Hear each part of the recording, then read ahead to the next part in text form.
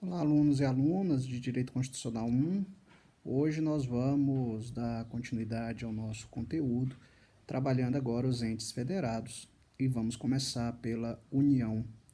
A União, como já dito nos nossos encontros passados, é um ente da federação que tem natureza dúplice.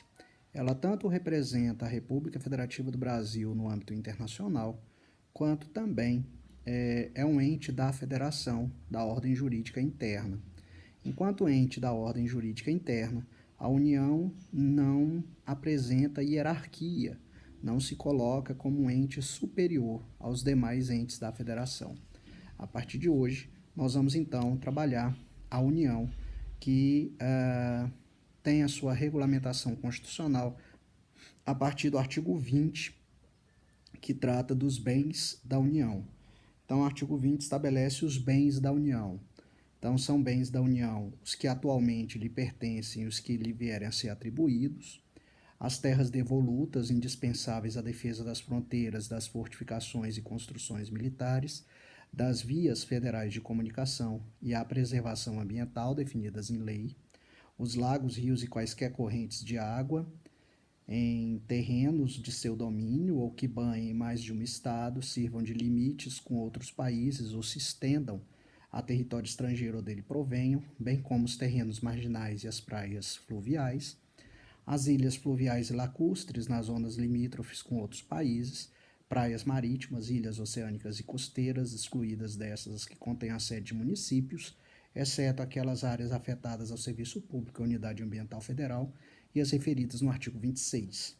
Recursos naturais da plataforma continental da Zona Econômica Exclusiva, o mar territorial, os terrenos de marinha e seus acrescidos, potenciais de energia hidráulica, os recursos minerais, inclusive dos subsolos, cavidades naturais subterrâneas, sítios arqueológicos e pré-históricos, as terras tradicionalmente ocupadas pelos índios. E aí o parágrafo 1º e 2º trata de participação no resultado da exploração do petróleo ou gás natural, recursos hídricos, etc., e determina a faixa de até 150 quilômetros de largura ao longo das fronteiras terrestres, designada como faixa de fronteira, e é considerada fundamental para a defesa do território nacional e sua ocupação e utilização serão reguladas em lei.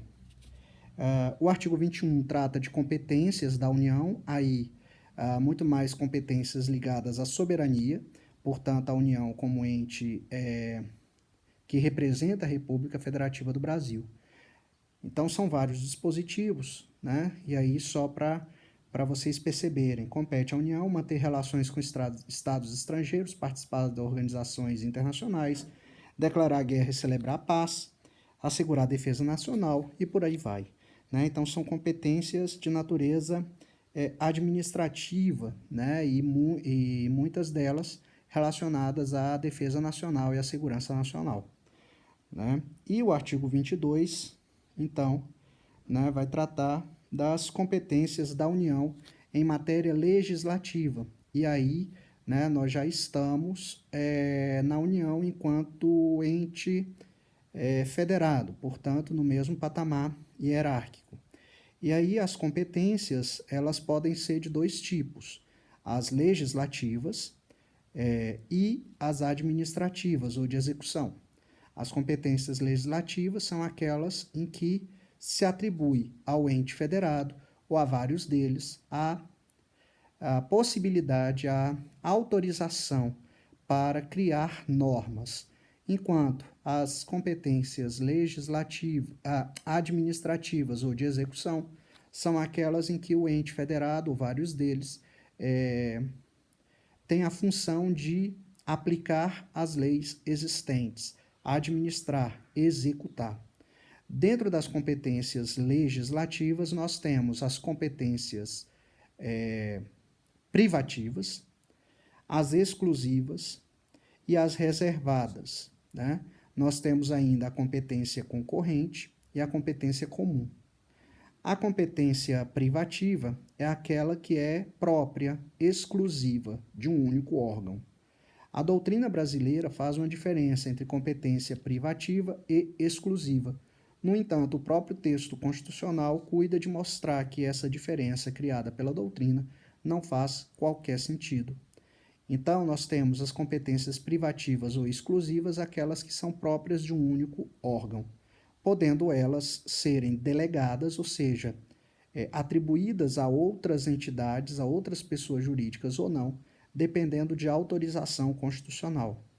Já as competências concorrentes são aquelas em que todos os entes da federação podem legislar naquela matéria. A competência reservada é aquela que é própria e específica dos Estados-membros, de acordo com a Constituição. E a competência comum é a competência de legislação do município, né? Essas são as competências legislativas. Já as administrativas são as chamadas competências comuns, aquelas que são atribuídas a todos os órgãos da federação para a execução, para a aplicação das normas existentes. Então, a União tem, no artigo 22, as chamadas competências privativas.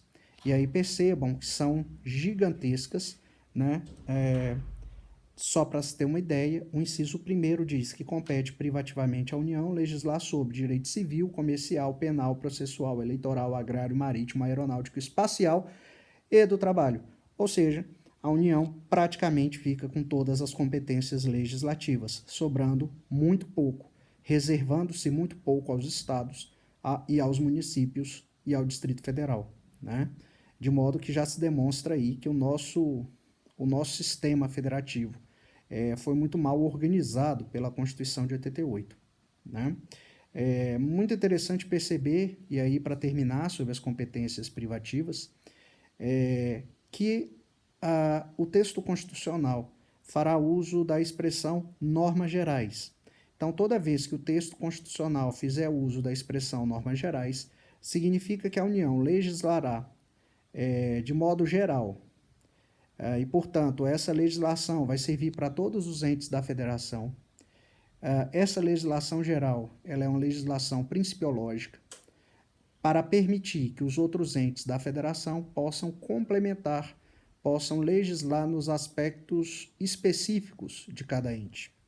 Né? Outra questão importante, interessante, é que a Constituição atribui como competência privativa da União a legislação sobre trânsito e transporte. Isso não significa que estados e municípios não possam legislar sobre trânsito, né? Na verdade, a União cria a norma de trânsito, no nosso caso, o Código de Trânsito Brasileiro, e cabe aos estados e municípios determinar questões mais específicas, como limite de velocidade dentro do território estadual municipal, de suas rodovias estaduais ou municipais, etc. Se é mão dupla, se é via única, onde pode parar, onde pode estacionar, tudo isso é de competência do município e dos estados.